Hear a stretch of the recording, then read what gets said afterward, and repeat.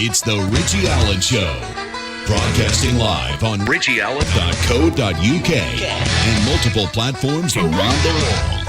And now, here's your host, Richie Allen. Now, talked about the situation in Totnes, of course, in Devon on Monday, about how the rollout of 5G technology there has hit a bit of a snag down to or because of campaigners, including the leader of the campaign, John Kitson, who's been on this program in the past. We're going to get John back on the program today because this is very, very important. It really is. In fact, it's massively important. So what's happening down south with 5G, and is it a big boost for campaigners around the country who want to prevent the rollout of this technology in their own cities? John Kitson joins the program, and this is very, very interesting and very, very serious. We have been talking about 5G, haven't we, you and me and guests, for I don't know how long now. This fifth generation mobile technology, which they began to roll out in several major UK cities in the last few months. It's the talk of, well, the independent media. It's the talk of men and women in countries all around the world. It's hugely important, right? So let's what's going on here? Right, okay, let me just close out there. I'm trying to connect with John there, and then there's another call coming in. Good stuff. Right, okay. Yeah, I see what's happening. Right, okay. So let me read you this. I told you this on Monday anyway. I mentioned on Monday that we had a big deal in Totnes, in Devon. And I was talking to Robin Kelly in New Zealand on Monday. But I did have a message from John Kitson, who we're going to talk to now in a second about this. And that is the story in the Mail, which has been picked up by the Telegraph and other newspapers here in the UK, that the push to roll out 5G technology in the UK has hit a bit of a hitch, a bit of a snag. And this is because of what's been going on in Totnes in Devon. And the papers go on to talk about how the connectivity is brilliant, it'll transform all of our lives. But in Totnes, campaigners have been saying is that it is a serious health hazard, and they have persuaded local officials to declare a moratorium on installing the network. That is good news. It's very good news. The Mail quotes and, in fact, interviewed John Kitson, whom we're going to hear from in a minute. The decision is no force in planning law. We'll ask John about that, but it's still good news. John said the action by Totnes Town Council is a warning to ministers that they can't bring in 5G without further research into its effects on health. And they go on to talk about John and how he worked in the recruitment industry and how he's left that to become a full-time 5G campaigner to make people aware of what it is. It's very, very serious. Hey John, it's always good to chat with you. Welcome back to the programme. Thank you for having me back on, Richie. That's great, mate. Thanks for letting me know about that on Monday. And I would have said to you, come on Monday, but Robin Kelly was going to be talking about 5G anyway. I read your article and I knew we'd get you on this week. This is bloody good news. What's happened exactly in Totnes? Tell us. Right. Well, I started going to the town council meetings. Anybody can Google their local town council and just start attending their meetings. And I went with quite a number of people. We actually had an event down here. We had Mark Steele came down. I gave a talk. We've had a number of talks in the local area. And I was encouraging people to go to the town council. I turned up with about 5 or 6 people. We had a petition with over 1,000 signatures around the local area. And we said to the council, look, this technology, as Senator Blumenthal mentioned a number of months ago, there have been no tests to prove that 5G is safe. But what we actually have are thousands of peer-reviewed studies showing that it causes harm, not just to humans, but animals, the environment, and especially children. And children are our future. So we're asking at the very least to enact the precautionary principle, or even better, to have a moratorium. And it was at the second meeting where the mayor and several of the councillors were very much on board with the moratorium, and they decided on a moratorium. Hey, this is great news. So when you were speaking to these people, you and Mark Steele, these officials, these politicians, they took you seriously. Did they express concern? Did any of them know anything about it, John? Or was this the first time they were hearing about these concerns, or what? So the mayor was aware about it. But the other councillors, they didn't really know so much about it, really. So what I made sure to do is when I was delivering my speech to them, and I've put together a little template on my website, 5gawareness.com, on the download section. I was trying to educate them. And then there's a great documentary on YouTube, which people can see, and you've probably seen it, called The 5G Apocalypse. And you've got quite a number of doctors on there, scientists, you've got Mark on there, and it just breaks it down what 5G is all about. And it's got hundreds of thousands of views now. And the councillors were making a note of it. And I believe that several of them saw it. Mark wasn't there with me in the council meeting. We just did an event before the meeting, but I went there with local residents. And after they started to research it, we gave a copy of the 5G Space Appeal. Now, that's another core document that goes through all the issues relating to 5G, the various ways it's going to be rolled out, and all the health issues relating to it. And the councillors and mayor were on board. This is great news. John Kitson is our guest. John has been in Totnes in Devon, and he's been speaking to the local authority there about the dangers of 5G. And the most important fact, if you forget the dangers for a second, the technology hasn't been tested. It's been rolled out and it's been inflicted on people in towns and cities. They haven't checked the human health impact of this. You got 1,000 signatures. That's an incredible success. That is, John. Well done. You did that by basically speaking to people yourself and taking part in open meetings. Is that how the signatures came about? That's right. It included things like knocking on doors, setting up a market stall, having flyers there so we could speak to people, and then getting signatures at events, just having a list that we would pass round. Each person would sign it, any opportunity we could get. In fact, we photocopied the template for the signatures so that other people could go around and get signatures from their friends. We started an online one. So we really just tried to maximize the number of signatures we could get. And then, of course, if you go to those council meetings with all those hundreds or even thousands of signatures, you're basically, much more able to win them over, because you're saying, look, as a community, we don't want this technology. It's dangerous. Brilliant. I do not want to put a dampener on proceedings, of course, but I've got to ask you, what does it mean that the council decision has no force in planning law? What does that mean, and what are the implications for you and for everybody else there? Sure. Okay. So, in law, in a legal sense, the moratorium may not have an impact, but what it does do is it puts pressure on the councillors. And as more and more councils up and down the country, we had Glastonbury, we had Frome that announced that they're going to have the precautionary principle, and then moratoriums. It shows that councils and communities are unhappy and they're taking action, and then this can then put extra pressure on central government. And up until now, Richie, it's the only thing that I've seen that can work in terms of getting councillors on board. So I just think it's about that focus on energy and pressure, and to keep the pressure up. But it's a declaration that people really don't want it in their local town. And then, councillors, in Glastonbury, Chris Baker, he's got a group of councillors set up as a sort of opposition group. And I think if we can really get the councillors to be brave and say, do you know what, we're not going to allow this. People going to their district council, their county council, like we've had in Devon. We had a number of people challenge Devon County Council, and we had one of the councillors who was not honest about the telecommunications infrastructure getting rolled out. And I exposed that in the video that I did on the YouTube channel. This is good, John. John Kitson is our guest. I'm guessing that when you're addressing these people, you're also talking about potential future liability, I'm guessing. Yes, that's right. Lloyd's of London have admitted that they don't insure against electromagnetic frequencies. And then it's important to, ask the council, what sort of insurance policy have they got? If they're allowing this to be rolled out, then they're liable.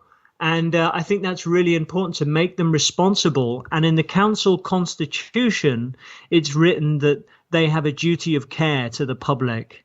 And you have to remind them to exercise that duty of care, and that in order to do that, they have to do their utmost to prevent 5G from getting rolled out in the local area. You've got a great approach, I think, and a great attitude. You're the right guy to be speaking to these people, not to sound threatening or condescending, but it is important to say to people, look, your names will be known. You know, you're the councillors, you're the people making the decision.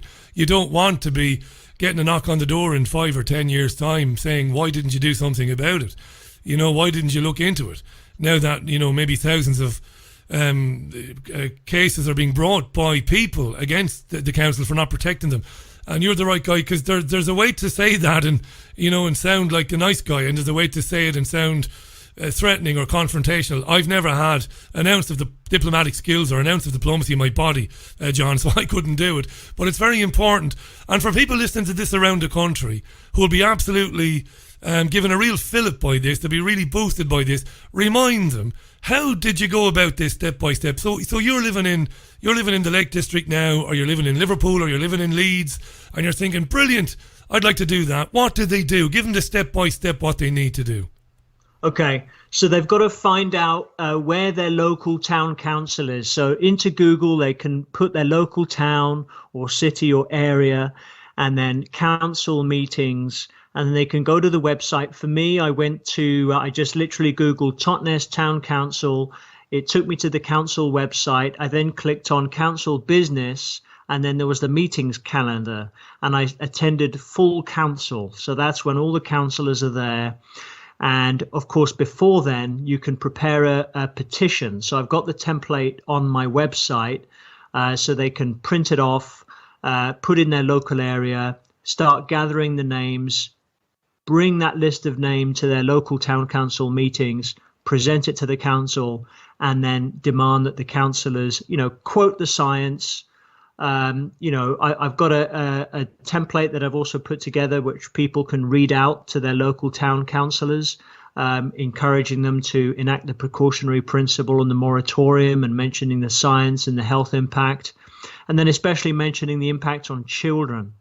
You know, it's important to connect with people's hearts, you know, mention the kids, mention the effect on animals, on farms, and then just really push for them to enact the precautionary principle, get the moratorium in place, and hand out exactly what you've said aloud, a copy of it to every councillor. So prepare photocopies before you go, and then keep attending those meetings. We attended 2. And we got it done. You know, we gave copies of the space appeal. Other people gave copies of other articles.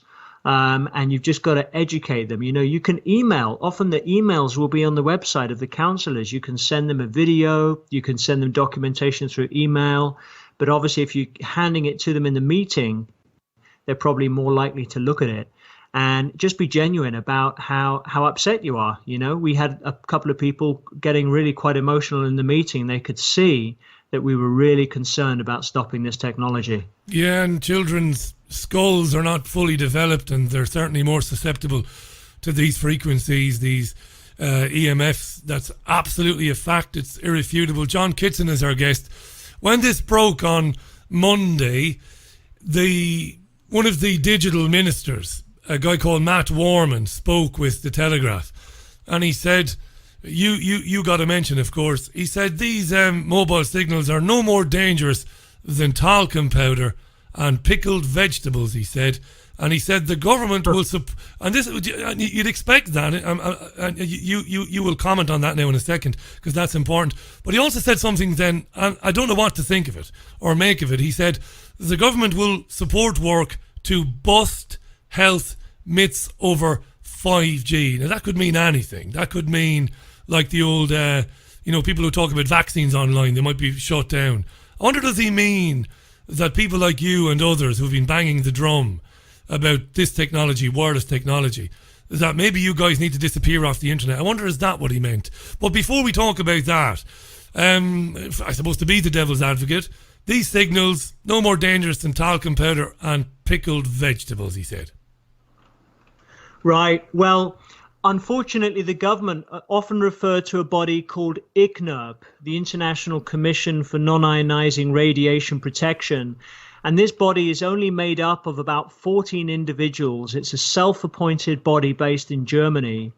And they have no doctors. They don't have any experts in terms of the biological impact of electromagnetic radiation. And this is versus about 240 doctors and scientists, many with PhDs, many of whom have got a solid background in the study of this technology and of EMF radiation. So they'll often refer to this, and Public Health England will do the same. And they're just largely ignorant on the topic, unfortunately. And of course, there's a lot, the telecommunications industry is $1 trillion industry. So they've got no shortage of money to shower at politicians. That's absolutely true. What you said about ICNIRB, it is a body that's basically made up of industry assets or this revolving door thing, people who formerly worked in the telecommunications industries. You're absolutely right to say that. John Kitson is our guest. We'll put links out, of course, where you can find these templates, because it's something you really should be doing. And while nothing is simple, ultimately, doing what John did is not going to take too much of your time to do it. And, we saw what happened in Belgium. That reminds me, John, what is the story in Brussels? We know a few months ago the Environment Minister there said, listen, let's stop this trial because we don't want to turn people into guinea pigs. Is it still suspended in Brussels as far as you know? Because I can't find any info on it. Right, that's a good question. I know there's a lot of opposition in Brussels, and I don't exactly know the current situation just because I've been focusing a lot of my energy in the UK. But I know that recently there's been a debate in Italy about possibly the whole country coming out against 5G. I've got this from Chris Baker, who's connected with a number of people internationally. He got the precautionary principle enacted in Glastonbury. And I know that in Denmark, there are a group of Danes who are now taking legal action against the government. And of course, this is another avenue we can look at, legal action. And I'm in touch with a barrister who actually represented Mark Steele in court, and he's willing to take legal action. So if anybody wants to pursue that avenue as well, I mean, we've got to look at multiple routes here. He's more than happy to do that, so I can put people in touch with him. Really good. But I think, yeah. No, sorry, that's really good. And a number of people have been on to us. I should have thought of this. I'm a bit slow today. The talcum powder referenced by Warman, the digital minister, is laughable because Johnson & Johnson talcum powder, baby powder, has been listed as a possible carcinogen, ironically. I should have remembered that. We don't know about pickled vegetables. Maybe pickled vegetables are safe, but he shouldn't have mentioned. That was a faux pas to mention the Johnson & Johnson's. I want to talk about, you might think this is a bit crazy. You might think that your area of research might not come into this category, but I think it does. Extremism. We know that the counter-extremism commissioner, Sarah Khan, published a paper on Monday talking about hateful extremism, but there's a lot of subsets to this. There's a lot of subheadings. One of the things they keep talking about, the government, is the need to remove information online that's just basically untrue, particularly if it's about medicine, science or technology. And I look at you, and I believe your cause is righteous, not because I want to believe it, I believe it's righteous.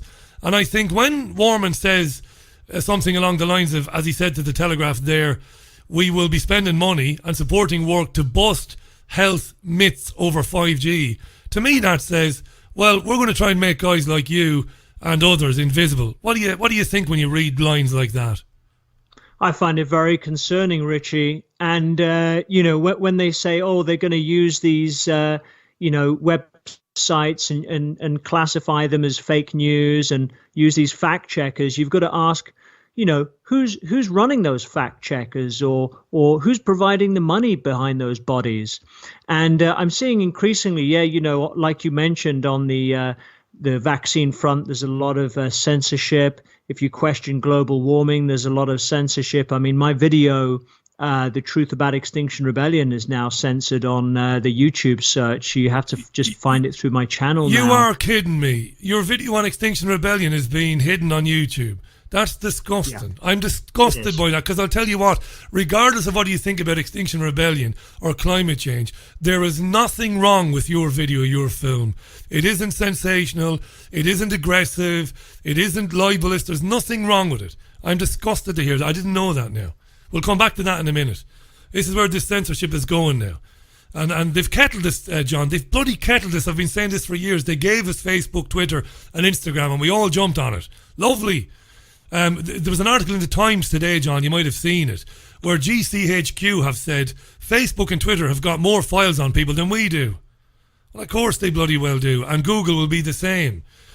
We've got to do something about that, because the only place people can go now to get information about 5G, for example, that isn't stock government nonsense, or I should say industry nonsense, the only place to go is the internet, isn't it?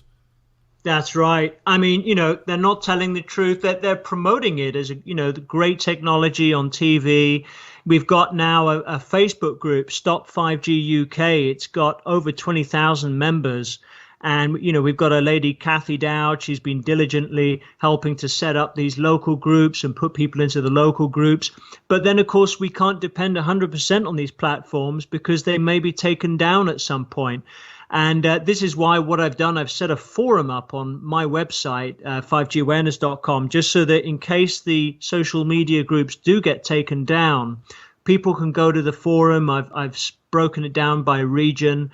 And also we need to meet up with people in our local area, because if we see full-blown censorship across the board on the internet, then you're only going to be able to connect face to face. And it's really a race against time, Richie, because you've got Sajid Javid, who's announced the extra £5 billion towards 5G. And I believe that's to obstruct the opposition towards 5G, because the government knows that we're gaining momentum.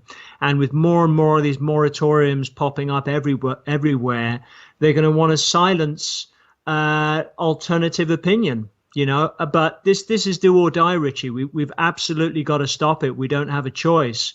And I just think we've really got to keep the momentum going, and we've really got to go at this 100%. You're absolutely right. I've been listening to campaigners, and many of them academics, many of them doctors, about non-ionizing radiation for many, many years, going back to 2009. And they've all said the technology is harmful. They've said it's very harmful. Children shouldn't be anywhere near it. It shouldn't be in your trousers pocket. It shouldn't be in your breast pocket. It shouldn't be near your head. And this is before 5G. You're right, John. It is life and death. I can forget about impartiality. There's no point in me trying to be the devil's advocate. This is deadly. People need to do it.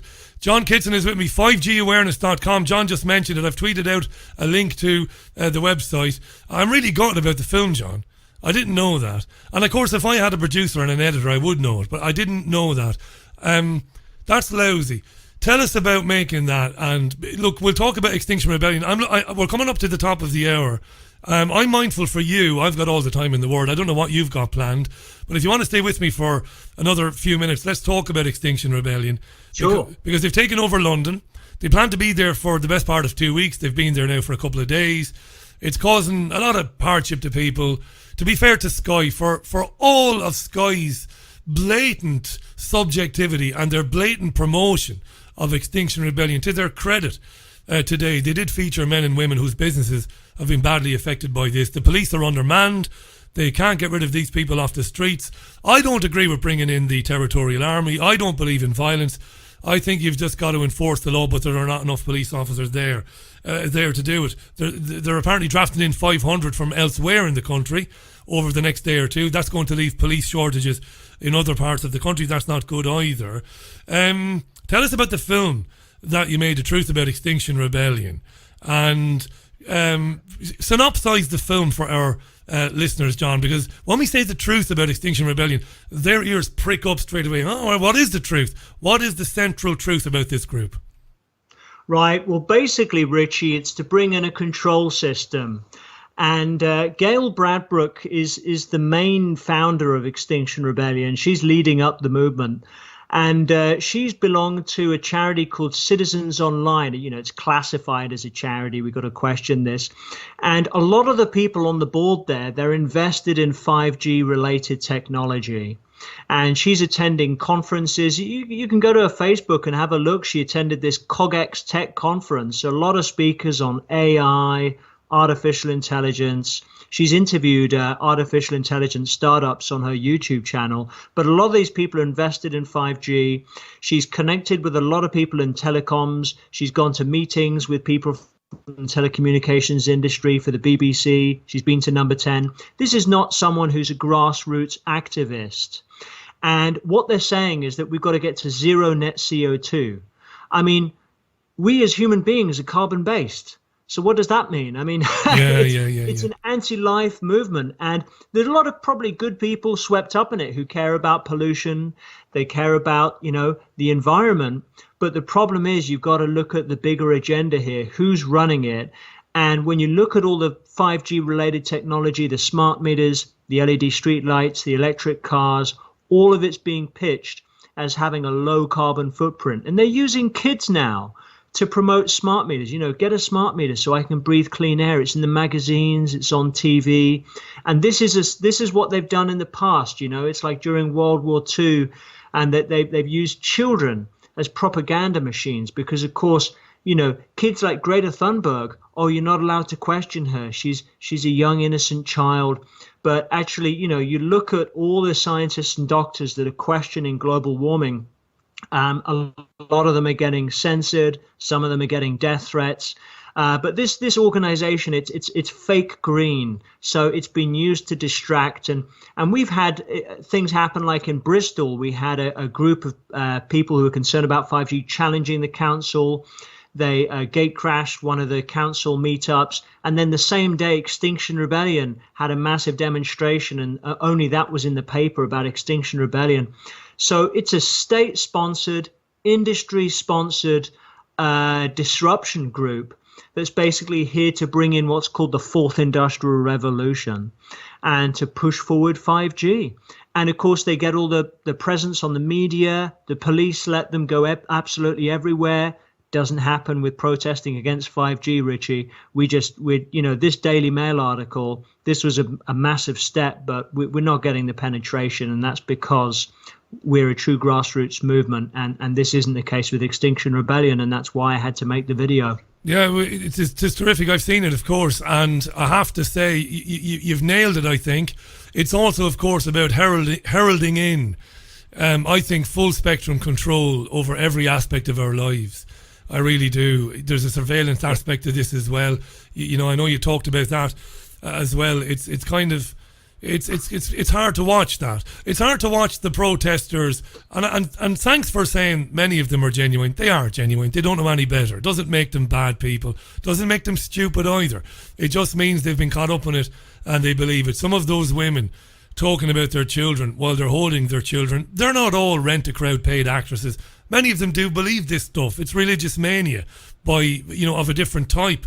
I've tried to get into this on the program in recent days. And you're right. If you and I tomorrow, if we got everybody that we know in the media, whether mainstream or independent, and if we all put our weight behind a massive protest in London to protest against the sales of arms to Saudi Arabia, which have resulted in a genocide in Yemen, that's a real concern. That's a real issue. Do you think we'd be allowed to block up all routes into Westminster? I think we'd be water cannoned off the streets, John. What do you think? Oh, totally. Yeah, of course we would. It's not in their interests. I mean, and another thing with this control system that's coming in, there was a very interesting talk by David Dubine. He'd be a great guy to have on your show. And he talks about the grand solar minimum and cold weather crop losses.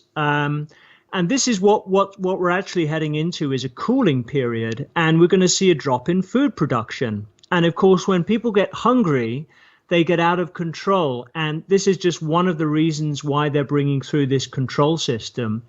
But yeah, of course, we'll always be told the opposite of what's actually coming. And of course, people are putting solar panels on their roofs thinking that we're going to have more and more sun. And they're not. No, exactly. Plus, they give off dirty electricity. You mentioned the solar minimum. Professor Valentina Zharkova was on the program, and I've got to remind our listeners, Valentina is not. I hope it's Valentina Zharkova. It's Professor Zharkova anyway. She's not a climatologist or a geologist. She's a genius mathematician, and she figured out herself through mathematical models that have been peer reviewed that what you described, the grand solar minimum, is going to happen. It's basically guaranteed. And yet we get all of this stuff about this warming that we're going to experience. And as I'm so glad you mentioned this drive towards solar panels. They're selling this crap to people. Do you know they're even selling solar panels to pension funds and stuff, John? They're destroying people. This is the thing. Do you know what just occurred to me? They're getting pension funds. And God love people who've worked all their lives. They don't realise that their pension money is tied up in things like, companies that make solar panels. I could name a few of them, or companies that invest in them. And they're just going to be obsolete. They're going to be useless in the next few years. Wow, This is mad stuff, this.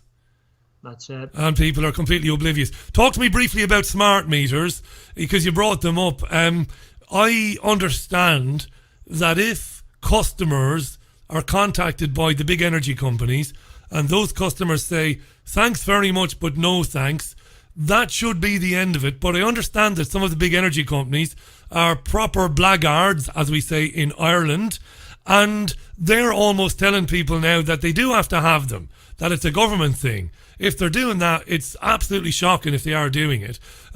People don't have to have them, John. They're entitled to say no, right? Of course they are. There's no legal obligation whatsoever. We actually, a lady who I know in Torquay, she had an energy company call up and, say, oh, look, you've got to have one of these smart meters. And they ended up installing it, and I think she was not aware of it. And then she called them and she said, right, I want this removed right away. And they said, oh, we can't do that. And she said, well, if you don't, I'll physically remove it myself. And they said, oh, well, you'll be committing an illegal act. And she said, okay, for every day that's on my property, because it's your property, it's not my property, it's on my property, I'm going to fine you about several £1,000s a day. And then literally the day later, someone from their legal department got back in touch with her and arranged the removal of it. Well done, well done. You see, I moved into a new house. We took a mortgage out on a house, and we're in the house now. And when we moved in, there's a smart meter. There is a smart meter here, but it's not operational. At least we're 99% certain it isn't. Because when we moved in, we dismissed the previous company, and we did a deal with a new power company. And we said to them, get rid of the smart meter. We don't want it. And they said it isn't pulsing, they said. It's just taking a reading. And as far as I understand, that is true. But I'm still not having it anyway. I'm going to get rid of it anyway and get the old dial meter back in, because I just don't trust it, because it's there. What a terrible thing that is, pulsing out there with young children around. Let me ask you this, John, before I let you go, mate. Thanks for giving us so much of your time today. Before we, let me mention a couple of comments as well. Diane, who's a friend of the show's, Diane is in West Waterford in Ireland. She's a friend of ours, is Diane. And she says, as you know, Richie, I'm an electronic engineer. I've reviewed even the work of people like Barry Trower, and I have concluded that 3 and 4G are a serious risk. Can you imagine 5G then? I refuse to own a cell phone, and our internet is all on category 5 cable. The risks of microwaves are huge. I'm so ignorant, I don't know what category 5 cable is, but I'm sure it's very thick cable to prevent any leaks of the non-ionizing radiation. Thanks for that, Diane. I really appreciate that. But you know what, John, and again, I don't like to be one of these mood killers, because it's very exciting what you've achieved in Totnes and please God, what will be achieved around the country. But so many people, when you bring this up, they still think that we're a bunch of tinfoil hat wearers, don't they? They think, because they can't see it, John. Do you think that's the thing? Because they can't see this in the air. I wish we could figure a way out to show them in the air this stuff flowing around our bloody heads. But so many people still think, well, look, sure, if it was bad, sure, they would have banned it. Or sure, the government would have done something about it. And sure, can't I download a film to my phone now in 5 minutes? We need to work hard here, don't we? And people like you, I'm supposed to be a bloody journalist, but you need to work harder and harder to convince people your health is at risk, your children are at risk. You need to do something about it. Yeah, we do. The best advice I can give to people is just to keep it really simple, And there's a video on the videos page, 5G in 5 minutes. So if someone's very busy, they can show them that. But just take the all the scientific studies like the space appeal, hand that out to people. You can go around with a little folder, and just have lots of articles inside. And then if someone questions you, say, oh, that's conspiracy theory, you can just show it to them. But what Professor Martin Powell mentioned recently at the 5G summit is very important. He's Professor Emeritus of Biochemistry at Washington State University. And he stated that what we know from human and animal studies, we probably have 5 to 7 years until our collective brain function will crash based on our current exposure. So that's without 5G. But with 5G, he's given us between 4 to 6 months. Jesus Christ. And I'd just like to add, if that's okay, if anyone wants to do a 5G event or they're having a doctor to speak or anything like that, please get in touch with me. I'll put it up on the events page on my site. We've got events through October and November coming up in Swansea, Cardiff, East Sussex, Shropshire, Worthing, Cheshire. And we've got the guy I mentioned earlier, David Dubine from Adapt 2030. And it's going to be called How to Survive and Thrive During the Grand Solar Minimum, Tuesday, October the 29th at Totnes Methodist Church Hall, 7 p.m. So I'll be putting that up on the site as well. Fantastic. Do connect me with David, won't you? And I'll invite him on the program. Thanks I'll be happy for the to. suggestion. I'll do that. Yep. We've been speaking with John Kitson, and John and his fellow campaigners managed to bring about a moratorium on the installation of 5G in Totnes. They got together and persuaded local officials there to rethink this technology. That's a fantastic achievement. That's the way to leave this. And it says to you, wherever you are in the UK, whether it's in England, Scotland, Wales, Northern Ireland, or Ireland itself, you can do it if you've got the get up off your backsides and go and do it. All the information is at 5gawareness.com. Remember, 5gawareness.com. Tweet out John's website all over Twitter and find him on Facebook as well. Well done, John. Cheers, mate. I'm really proud. Well done.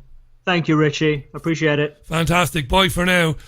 Great guy, John Kitson there, live on the line to us. How impressive is that? You see, when you go to these people and you say, hey, look, this is deadly serious, right?